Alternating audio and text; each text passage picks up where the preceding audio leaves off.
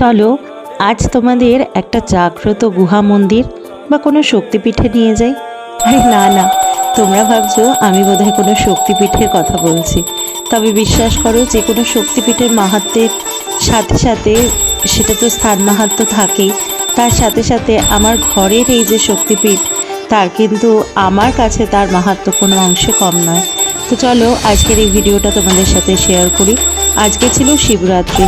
শিবরাত্রিতে দেখেই বুঝতে পারছো আমরা কিন্তু সবাই একটু সাজুগুজু করে নিয়েছি, এবং যেহেতু এটা the first love marriage of universe, পৃথিবীর প্রথম লাভ ম্যারেজ, প্রেমের বিয়ে, তাই জন্য আজকে তো মা কালীর পুজো করতেই হয়। মা কালী বা মা দুর্গা যার কাছে যাই থাকে, তো আমি কিন্তু বিভিন্ন উপাদান দিয়ে, বিভিন্ন উপকরণ দিয়ে, বিভিন্ন সমস্ত যা যা জোগাড় করেছি, যা যা শিব পুজোয় লাগে, প্রাকৃতিক উপাদান যেগুলো, বিভিন্ন রকমের পাতা ফুল সব কিছু দিয়ে চেষ্টা করেছি মহাদেবকে প্রসন্ন করতে।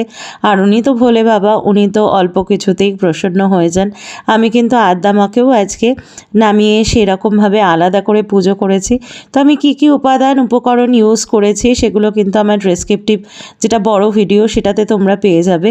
আর প্রথমে এই শক্তিপীঠের কথাটা কেন বললাম বলো তো? শুধুমাত্র এই দৃশ্যটা দেখে।